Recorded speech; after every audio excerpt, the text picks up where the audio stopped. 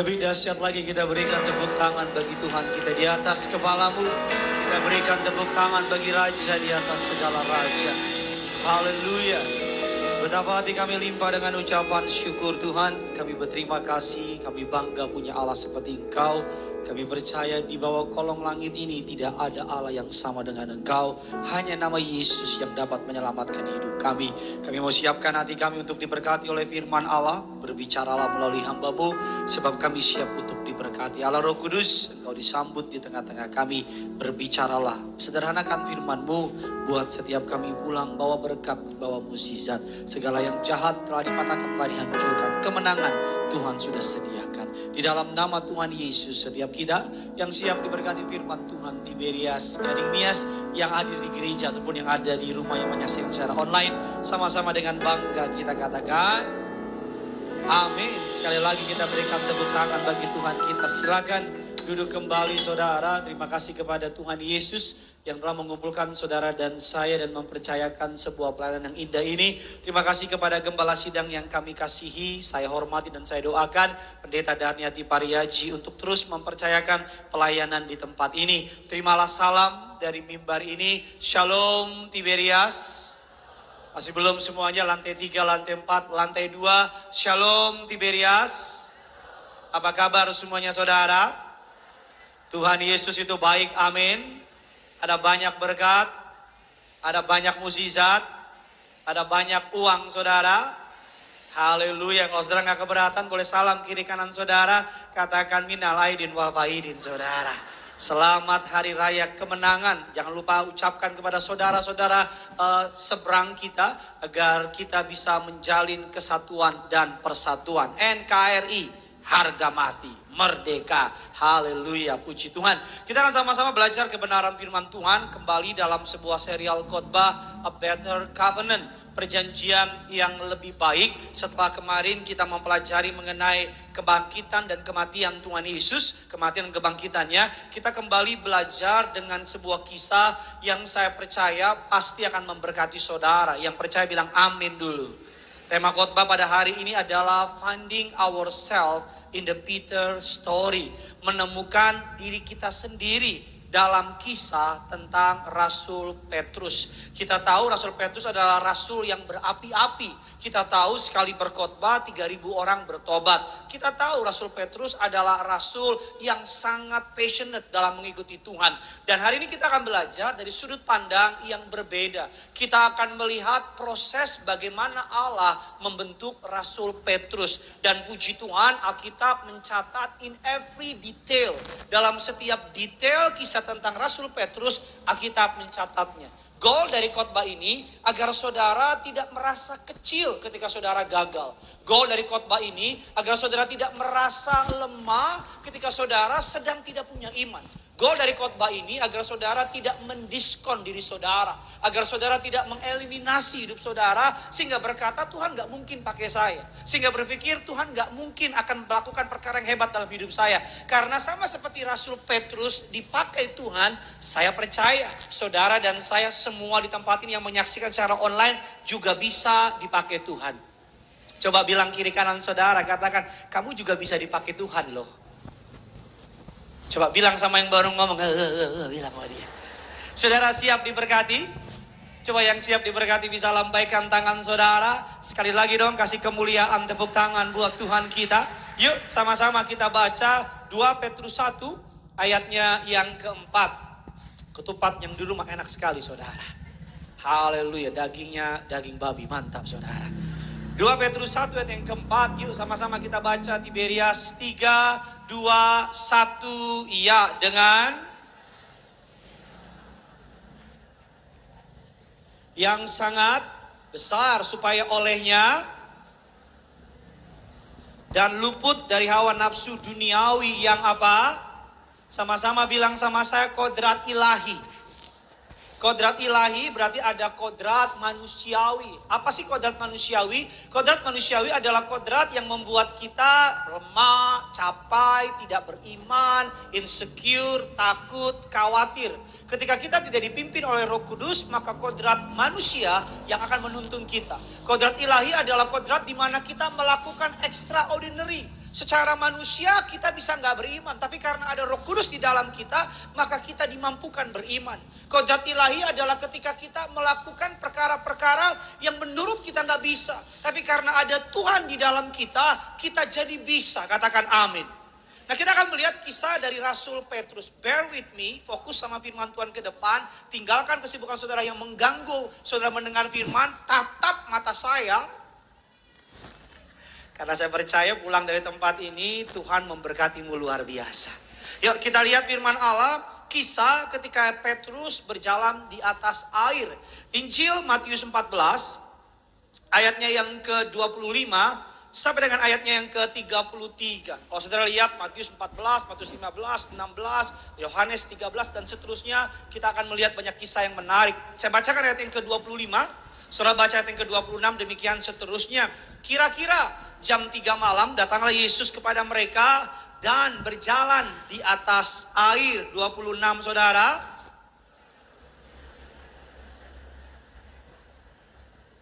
Itu hantu lalu berteriak-teriak karena apa? Karena takut. Alkitab katakan mereka melihat Yesus berjalan di atas air. Pada masa itu bahkan Alkitab mencatat hanya 2 orang yang pernah berjalan di atas air. Namanya Yesus, yang kedua Petrus, dan yang ketiga Wiro Sableng. Kalau sudah pernah nonton filmnya, dia berjalan di atas air itu saudara. Alkitab katakan mereka ketakutan. Mereka dihantam oleh badai. Ketika badai itu datang, mereka ketakutan dan mereka berteriak-teriak. Ketika mereka melihat Yesus, mereka pikir Yesus itu apa? Hantu. Dipikir hantu. Dan Tuhan berkata di ayat yang ke-27, tetapi segera Yesus berkata kepada mereka, tenanglah. Aku ini jangan takut. Yesus bilang, no, I'm not ghost. Aku bukan hantu, tenanglah. Aku ini jangan takut. 28 saudara, 3, 2 ya.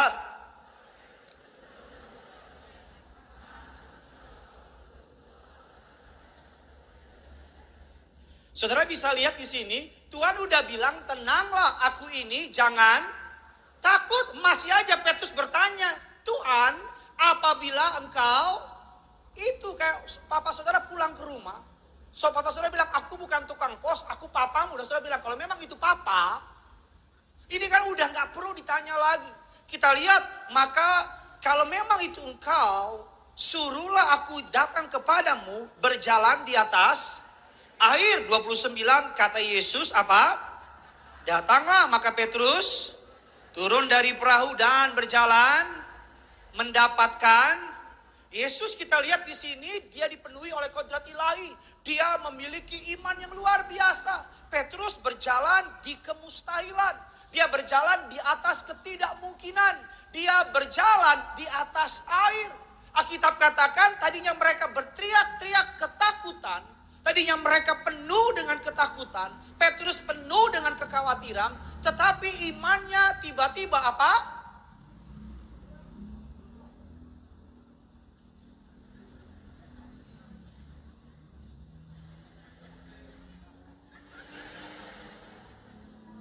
Langsung di zoom sama dia. Imannya naik. Dia berjalan di atas air. Saya selalu bilang sama saudara, apa sih iman? Iman itu adalah concentration on Jesus. Iman itu adalah fokus sama Yesus. Bilang kiri kanan saudara, udah fokus aja sama Yesus. Bilang sama yang baru ngomong, orang lain masa bodoh. Bilang orang lain masa bodoh. Ayo bilang fokus aja sama Yesus. Amin. Selama Petrus fokus sama Yesus, we all know the story. Maka selama itu Petrus berjalan di atas air. Tapi ketika Petrus, kita lihat ayat selanjutnya, ayat yang ke-29. Sama-sama kita baca ayat yang ayat yang ke-30. Tetapi ketika dirasanya tiupan angin, takutlah ia dan mulai lalu berteriak apa? Saya mau tanya jemaat di tempat ini, sebelum Petrus menyeberang, sebelum Petrus berjalan di atas air, sudah ada badai apa belum? Sudah ada. Sebelum Petrus menyeberang, berjalan di atas air, sudah ada angin belum? Sudah ada. Jadi angin itu sudah ditaklukkan sebelumnya oleh Petrus, betul apa tidak? Jadi harusnya masalah angin dan badai sudah dikalahkan. Tapi kita lihat dalam satu momen mereka berteriak-teriak ketakutan, mengira Yesus hantu. Satu momen kemudian mereka beriman, Petrus berjalan di atas air. Dan momen berikutnya Petrus tenggelam. Petrus itu adalah represent of us. Petrus itu adalah perwakilan dari kita. Yang kadang beriman, kadang imannya turun. Kadang cinta banget sama Tuhan, kadang berapi-api, kadang dingin. Kalau di gereja, kalau lagi berapi-api, waduh penyembahan kayak paling Tau kan paling Kalau nyanyi, ku tak akan menyerah pada apapun juga. Malaikat lihat di surga, paling kata malaikat. Kalau lagi gimana kayak paling tapi kenyataannya paling jauh. Petrus berjalan di atas air.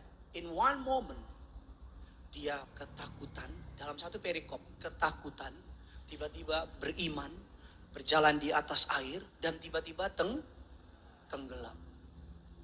Mirip siapa? Ini kisah ini mirip siapa? Kita. Kadang-kadang beriman, kadang-kadang hilang imannya, kadang-kadang beriman lagi. Hilang iman. Makanya kodrat ilahi, kodrat manusiawi. Saudara jangan memandang remeh Petrus. Karena yang basah di kapal cuman Petrus. Thomas gak berani berjalan. Petrus cuma berani berjalan. Yohanes gak berani berjalan di atas air. Siapa lagi? Yudas lagi cariin dompet Yesus. Di mana dompet Yesus nih? Yang berani berjalan di atas air cuman siapa? Cuman Petrus. Kita lihat lagi beberapa perikopnya. Biar saudara saya bisa lebih mengerti lagi. Saya selalu bilang bahwa hidup ini harus berani mengambil langkah iman. Katakan amin. Seorang hamba Tuhan namanya Helen Keller mengatakan demikian. Life is either a daring adventure or it is nothing at all. Hidup ini antara berani mengambil langkah iman, adventure yang berani atau enggak sama sekali. Saya berharap anak-anak muda tempat ini kok orang-orang yang berani karena Tuhan. Katakan amin. Karena saya nggak mau nanti ketika saudara udah tua, sudah hampir dipanggil Tuhan, nengok ke belakang kok nyesel. Kenapa saya nggak lakukan ini? Kenapa saya nggak buat ini? Saya berdoa anak-anak muda di tempat ini, kaum muda Bonerges, engkau orang-orang yang berani melangkah dengan iman. Yang percaya katakan amin. Amin. Agar nggak nyesel nanti saudara. Kalau saudara baca Helen Keller, nanti klik di Google. Helen Keller siapa? Dia adalah orang yang lahir dalam keadaan buta. Karena dia buta, dia mengakibatkan buta dan tuli. Karena dia tuli, dia gak bisa dengar suara, jadinya bisu. Tapi gak bisu. Tapi karena gak pernah dengar suara, jadinya bisu. Tapi dia gak menyerah sama keadaan. Dia belajar sampai dia bisa 5 bahasa. 5 bahasa. Belajarnya bagaimana? Pakai huruf Braille. 5 bahasa dan lulus di kampus dengan nilai terbaik. Bayangin, buta, tuli, sempat bisu, bisa 5 bahasa. Saudara nggak buta, nggak tuli, saudara tahu kan mau lari kemana saya? Saya pernah diminta jadi juri dalam lomba disabilitas, lomba berkhotbah. Yang khotbah orang buta, orang tuli. Panitia minta saya kasih juara 3 juara, suruh pilih 3. 20 yang ikut, 20 saya menangin semua. Kenapa? Karena banyak diantara kita nggak buta, nggak tuli, nggak disabilitas, tapi boro-boro nyampain firman. Ini buta, berapa mereka jualan kerupuk, nggak mau minta-minta, dia jualan. Sambil jualan, dia beritakan soal Yesus. Dan saudara baca di rumah Helen Keller, kisah yang sangat luar biasa. Thanks me later. Karena kisah itu memberkati saya percaya akan memberkati saudara juga. Kita lihat lagi ayat selanjutnya. Kisah tentang Yesus. Berkata Petrus adalah batu karang yang kokoh. Matius 16. Masih dalam perikop Matius 14, kita lompat 2 perikop. Matius 16 ayat 13, 14, 15 dan 16. Saya bacakan ayat yang ke-13. Setelah Yesus tiba di daerah Kaisarea Filipi, dia bertanya kepada murid-muridnya, kata orang, siapakah anak manusia itu? Jawab mereka, ada yang mengatakan Yohanes Pembaptis, ada juga yang mengatakan Elia, ada pula yang mengatakan Yeremia atau salah seorang dari para nabi. 15 saudara. Tetapi siapakah? Aku ini, ayat yang ke-16, saudara, engkau. Maka jawab Simon Petrus, engkau adalah. Kata Yesus kepadanya, berbahagialah engkau, sebab bukan manusia yang menyatakan itu kepadamu, melainkan, ayat 18, kasih keras suaramu,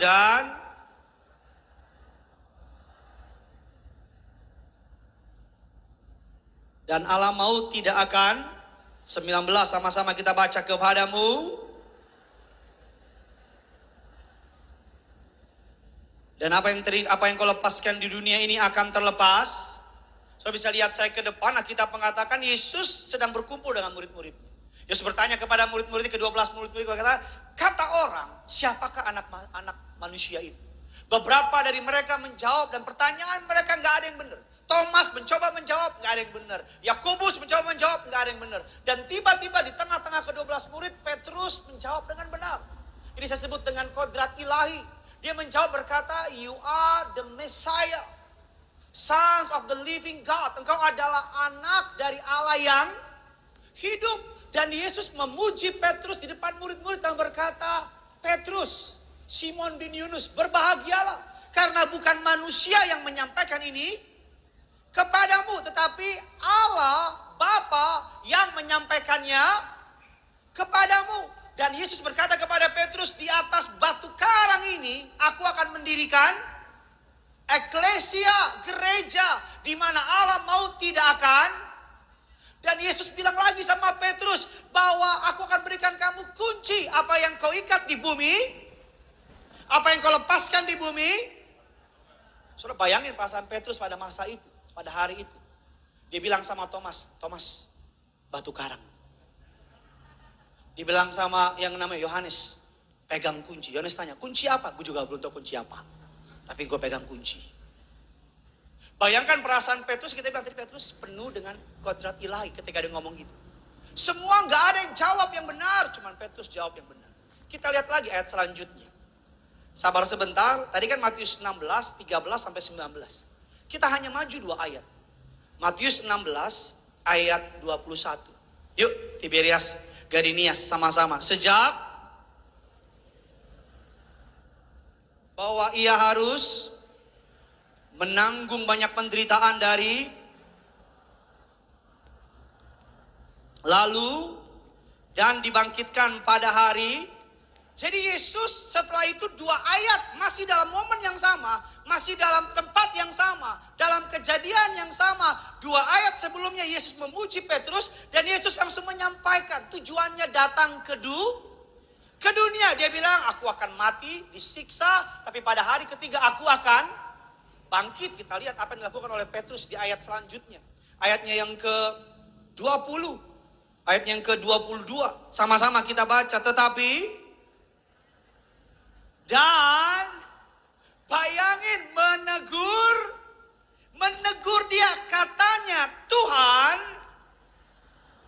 Allah menjawabkan hal itu sekali-kali takkan. Kita lihat 23 apa jawab Yesus. Maka Yesus berpaling dan berkata kepada Petrus, enyalah iblis, engkau suatu, sebab engkau bukan memikirkan apa yang dipikirkan Allah, melainkan apa yang. Saya bisa nangkap gak maksud saya? 2 perikop, 2 ayat sebelumnya Yesus bilang dia batu karang. 2 ayat sesudahnya Yesus bilang dia apa? Iblis. Mungkin Petrus galau, gua batu karang apa iblis ya? Halo? Saya bisa lihat gak? In one moment Petrus beriman, melakukan hal yang hebat, tapi di momen berikut dia blunder. Saya ngerti gak sih? Halo, shalom. Kebanyakan makan ketupat ya? Saya sedang nunjukin sama saudara, di satu momen dia beriman. Dia bisa mendapat revelation, pewahyuan, Yesus anak Allah yang hidup. Tapi di satu momen ketika Yesus menyampaikan purpose-nya datang ke dunia, tujuannya ke dunia, dia bisa-bisanya narik Yesus. Dan bilang, sekali-kali Allah gak akan biarkan itu sama engkau. Dan Yesus gak pakai tedeng aling-aling. Tadinya Petrus dipuji di depan semua orang. Dia bilang sama semua orang, Petrus adalah batu karang yang. Itu murid-murid pasti iri lihat Petrus. Gila si Petrus, batu karang. Tapi berapa ayat kemudian, berapa menit kemudian Yesus bilang, dia nyala iblis, itu saya yakin Thomas, Yohanes, Yakobus, mungkin Yudas lihat Petrus bilang, mampus. Saya sedang membawa saudara back and forth, maju dan mundur. Kisah tentang Petrus. Saya sedang memperlihatkan sama saudara, Petrus yang dipenuhi oleh kodrat ilahi, yang melakukan hal-hal yang hebat, dan Petrus yang gak dipenuhi oleh kodrat ilahi, yang melakukan blunder demi blunder. Purpose-nya apa? Biar saudara bisa tahu bahwa Tuhan gak pakai orang sempurna. Karena kalau Tuhan pakai orang sempurna, maka orang sempurna itu gak butuh Tuhan. Amin. Kita lihat lagi ayat selanjutnya. Sama-sama. Saudara diberkati, amin. Kita lihat Matius 17. Tadi Matius 16, kita lihat Matius 17. Ayatnya yang pertama sampai dengan ayatnya yang ketiga. 6 hari kemudian, 6 hari. Alkitab bilang dari ayat 16, 6 hari kemudian. Jadi Petrus diam selama, kalau saya dibilang itu diam 2 tahun kali saya. 6 hari kemudian Yesus membawa Petrus, Yakobus, dan Yohanes saudaranya. Dan bersama-sama dengan mereka ia naik ke sebuah gunung yang tinggi. Di situ mereka sendiri saja. 2 saudara.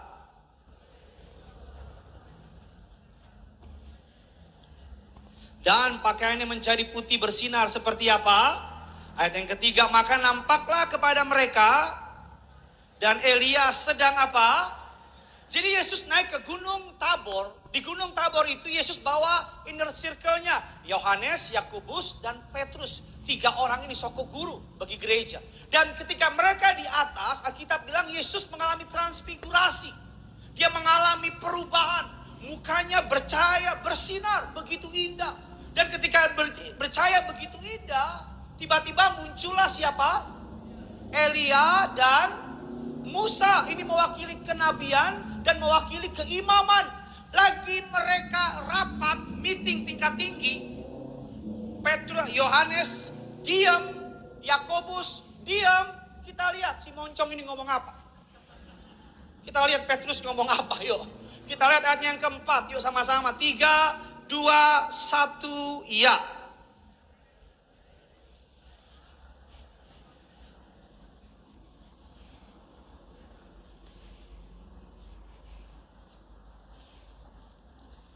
Saya mau tanya, Yesus nanya pendapat Petrus gak?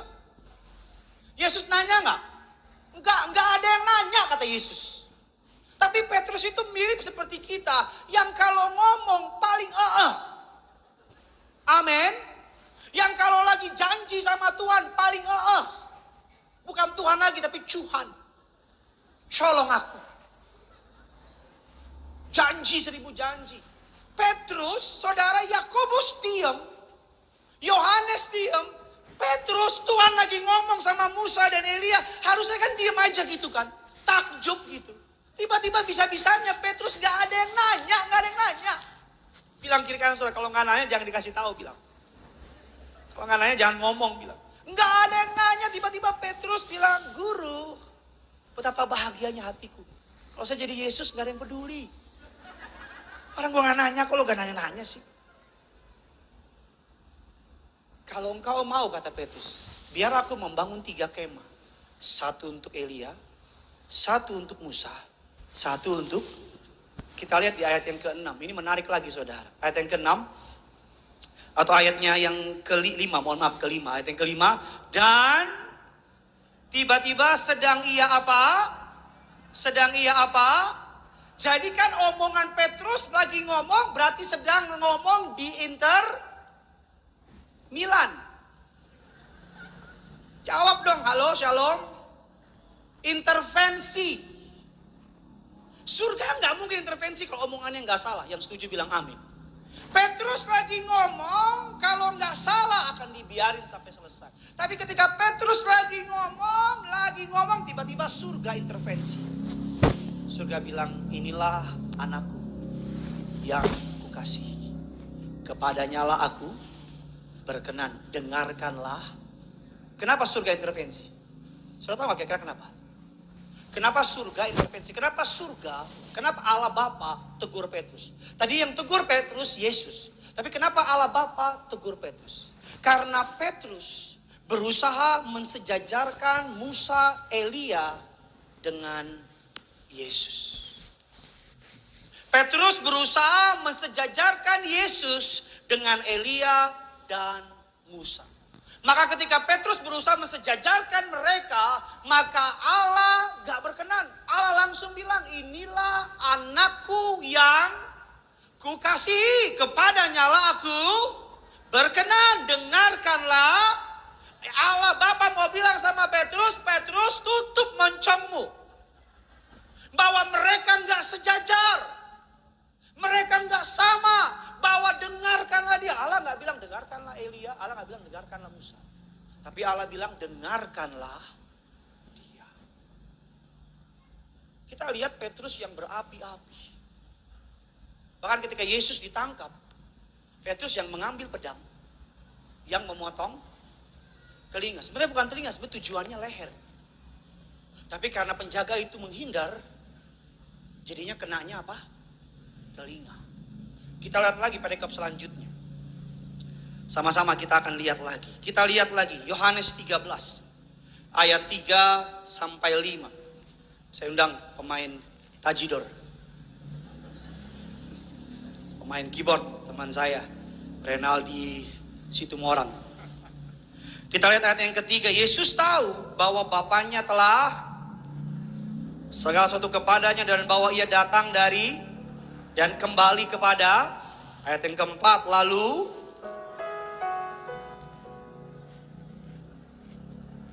ban mengikatkannya pada apa? Ayat yang kelima, kemudian ia dan mulai membasuh kaki murid-muridnya, lalu menyekanya dengan pada. Kita lihat Yesus membasuh kaki murid-muridnya. Semua murid-muridnya, Yohanes, Bartimeus, Nathanael, siapa lagi? Yudas, Thomas, semua yang dibasuh, gak ada yang ngomong. Semuanya diem. Siapa yang banyak ngomong? Kita lihat. Kita lihat lagi sama-sama yuk. Ayatnya yang ke-6, maka sampailah ia kepada Simon Petrus. Mungkin Yesus dalam hati, dia lagi nih kata Yesus nih. Si moncong ini lagi nih kata dia. Saudara baca ayat Alkitab, ketika mereka semua dicuci kakinya, semuanya diam. Yang ngomong cuman si lontong ini emang. Petrus mewakili siapa saudara? Gambaran dari siapa? Kita, lu. Bawa kita, kamu udah lama bertobat. Kita lihat ayat yang ke-6, maka sampailah ia kepada Simon Petrus, kata Petrus kepadanya, Tuhan. Yang lain gak ada yang ngomong, bos. Yang lain cuma diam aja. Petrus, Tuhan, engkau hendak membasuh kakiku. Kita lihat jawaban Yesus. Yesus pasti sabar, jawab Yesus kepadanya, apa yang kuperbuat? Engkau tidak tahu sekarang, tapi engkau akan. Kita kan kalau digituin kita diem ya. Iya kan? Oh ya diem deh. Masih lagi ngomong lagi, kita lihat. Ayo kita lihat, ayo. Ayat yang ke-8, yuk sama-sama kita baca. Kata Petrus kepadanya, kakiku sampai. Masih aja ngotot ini orang. Jawab Yesus, jikalau aku tidak membasuh engkau tidak dapat bagian dalam aku. Yesus masih sabar. Kita lihat jawab yang ke-8, ayat yang ke-9, apa jawab Petrus? Kata Simon Petrus kepadanya, Tuhan jangan nanya kaki dong. Tangan, kepala, kerinbat sekalian Tuhan. Mandiin Tuhan.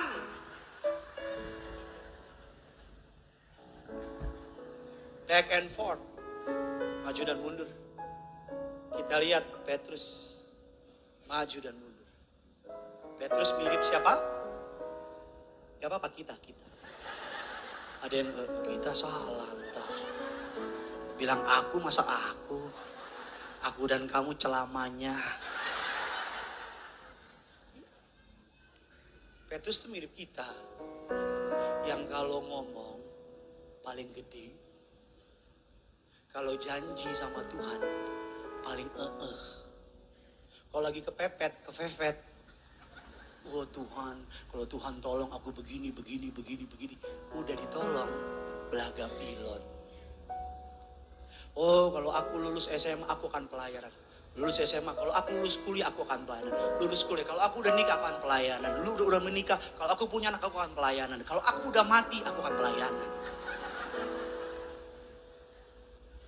Kita mirip kayak Petrus. Kita lihat lagi satu perikop yang terakhir. Biar saudara saya bisa lebih mengerti lagi. Kita lihat ayat yang ke-31, masih di perikop yang sama. Ayat yang ke-31 sampai dengan ke-34. Sama-sama kita lihat. Maka berkatalah Yesus kepada mereka. Dengar, catat baik. Lihat yang saya kasih garis kuning dan saya kasih garis bawah. Malam ini kamu semua, sama-sama bilang sama saya, semua akan terguncang imanmu karena sebab ada tertulis, aku akan membunuh gembala dan kawanan domba itu akan. Ayatnya yang ke-32 kita baca, aku akan tetapi sesudah, aku akan mendahului kamu ke. Kita lihat Yesus bilang, semua malam ini kamu semua akan terguncang. Semua kan artinya semua. Iya kan? Kita lihat apa yang diomongin sama jagoan kita ini Petrus. Ayat yang ke-33 sama-sama kita baca. Petrus menjawab, biarpun mereka semua terguncang. Saya bayangin kayak Petrus ya. Biarpun nih terguncang. Aneh nehi. Aneh sang nehi smelekete. Aneh gak akan terguncang. Yesus masih sabar. Kita lihat jawab Yesus. Apa Yesus bilang kata? Ayat yang selanjutnya ayat 34. Yesus berkata kepadanya, aku sesungguhnya malam ini ayam berkokok engkau telah. Kita kan kalau digini kita diem ya. Tapi kita lihat apa jawaban jagoan dari kita. Kita kan kalau dibilang malam ini juga. Sebelum ayam berkokok. Menurut tradisi Yahudi, setiap kali Petrus mendengar ayam berkokok, dia merasa bersalah. Orang tuh kalau sombong rohaninya, orang tuh kalau ngerasa hebat, Petrus tuh kayak gitu, ngerasa hebat, ngerasa mampu. Dia ngerasa yang paling cocok jadi pemimpin dari antara para murid yang lain. Orang yang model gitu kalau mau dipakai Tuhan harus dihancurin dulu. Supaya apa? Orang sombong tuh kalau dihancurin jatuhnya minta ampun. Orang sombong kalau gagal itu hancurnya minta ampun. Petrus kayak gitu. Petrus mirip kita. Yang ngerasa rohani lebih hebat. Yang kalau lihat orang lain bilang, hah, kalau dia jatuh, gue gak akan jatuh. Oh kalau dia selingkuh, hah, gue gak akan selingkuh. Oh kalau dia berhenti cari Tuhan, hah, gue gak akan berhenti cari Tuhan. Padahal sesungguhnya kita butuh anugerah. Lebih daripada orang itu. Kita lihat apa jawab si Petrus. Di ayat yang ke-30, ayat yang selanjutnya kita lihat. Tetapi apa saudara? Jawab Petrus, Tuhan. Maaf, apa itu ayat di sini? Sekalipun aku harus mati bersama-sama engkau, aku takkan menyangkal engkau. Kita lihat ayat lagi, ayat yang ke-31. Simon, Simon, iblis telah menuntut engkau untuk menampi kamu seperti gandum. Tetapi aku telah berdoa untuk engkau supaya imanmu jangan, dan engkau jika engkau sudah insaf kuatkanlah saudara-saudaramu. Tuhan kan baik ya. Baik gak saudara di sini? Dia kan manis banget. Kita lihat ayat selanjutnya apa yang Petrus katakan. Jawab Petrus, Tuhan, aku bersedia masuk penjara dan mati bersama-sama dengan engkau. Tapi Yesus menjawab, Yesus berkata, aku berkata kepadamu Petrus, hari ini ayam tidak akan berkokok sebelum engkau 3 kali menyangkal bahwa engkau mengenal aku. Petrus yang pertama menyangkal Yesus. Petrus juga yang pertama janji boasting di hadapan Yesus dan berkata, ini semua akan menyangkal engkau, aku gak akan. Petrus yang pertama kali bilang sama Yesus, mati pun, masuk penjara pun, I will follow you. Tapi ketika Yesus ditangkap, Petrus yang lari terbirit-birit pertama kali. Selalu saya mau bilang, jangan pernah merasa sombong rohani. Orang yang ngerasa lebih tinggi imannya daripada yang lain repot. Saudara telah melihat back and forth, maju dan mundur, jatuh dan bangunnya Petrus. Petrus yang kita ketawain tadi itu, ketika Roma dibakar oleh Kaisar Nero, Petrus lari meninggalkan kota Roma. Ini gak ada di Alkitab saudara, tapi dicatat dalam sejarah bapak-bapak gereja. Ketika Petrus lari meninggalkan kota Roma, Petrus dalam perjalanan keluar dari kota Roma, bertemu dengan dalam penglihatannya, bertemu dengan Yesus yang memikul salib masuk ke kota Roma. Itu gambarnya. Yesus menuju kota Roma, sedangkan Petrus lari ninggalin kota Roma. Dan ketika Petrus yang lari dari kota Roma, karena kota Roma dibakar oleh Kaisar Nero, meninggalkan jemaat, Petrus melihat Yesus memakai salib dan menuju kota Roma. Petrus bertanya kepada Yesus dalam bahasa Latin, Cui vadis Domine, yang artinya hendak kemana Tuhanku? Dan Yesus menjawab Petrus yang lari dari kota Roma meninggalkan jemaat. Yesus menuju kota Roma. Yesus menjawab dengan kalimat bahasa Latin juga, Romam iterum crucifigi. Aku hendak ke Roma untuk disalibkan. Bagi saudara yang gak ngerti apa maksudnya, Yesus sedang mengajar Petrus karena Yesus tahu Petrus akan jadi gembala pertama. Yesus gak mau Petrus jadi gembala, tapi mentingin nyawanya, mentingin dirinya lebih daripada jemaat. Gembala harus korban, katakan amin. Gembala harus martir, itu yang Papa Riaji ajarkan sama kita. Harus korban, pemimpin harus korban. Maka ketika Petrus dengar itu, Petrus gak jadi lari dari kota Roma. Petrus kembali ke kota Roma. Sejarah mencatat Petrus ditangkap, disiksa, dan ketika dia disalibkan, Petrus bilang sama yang menyalibkan dia, tolong salibkan aku kebalik. Kenapa kebalik? Karena Petrus merasa gak pantas disalibkan, mati sama seperti gurunya. Dia merasa gak layak. Bayangkan, Petrus yang tadinya penakut berubah. Petrus yang tadinya mementingkan diri sendiri berubah. Dia mati disalib terbalik. Berubah. Petrus yang tadi kita ketawain, Alkitab bilang bayangannya, banyak orang sakit ditaruh di serambi Salomo, bayangannya menyembuhkan orang sakit itu. Bahkan Petrus yang kita ketawain tadi itu, sekali berkhotbah 3.000 orang bertobat, diselamatkan. Kenapa Alkitab mencatat dengan detail kisah tentang Petrus? Sederhana, agar saudara yang hari ini sedang berpikir kau gak layak, kau penuh dengan kekurangan, penuh dengan kegagalan, penuh dengan ketidakmampuan, dan mulai mengeliminasi dirimu, dan mulai mendiskon panggilan Tuhan dalam hidupmu, dan mulai berkata gak ada hal besar terjadi sama saya, gak akan Tuhan pakai saya, gak akan Tuhan percayakan perkara besar sama saya. Kau bisa belajar dari Petrus. Sebelum Petrus melakukan perkara yang hebat dan luar biasa, Petrus sama kayak kita, beriman hilang, beriman hilang.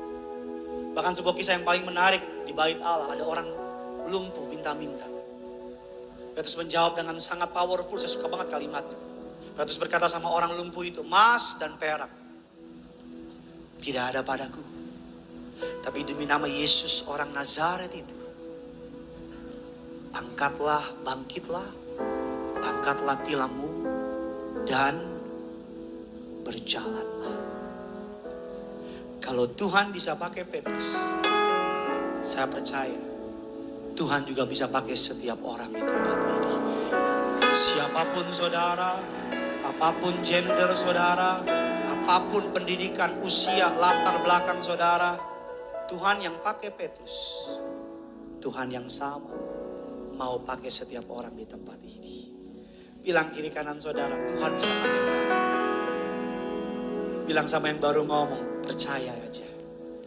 Selamat hari Minggu Tiberias. Tuhan Yesus memberkati saudara. Meteraikan firman-Mu bertumbuh berakar belum menjadi rema. Kami Kami siapkan hati kami bawa korban ucapan syukur kami kepadamu. Berkenanlah menerimanya Tuhan. Hanya di dalam nama Tuhan Yesus kami berdoa dan mengucap syukur. Amin.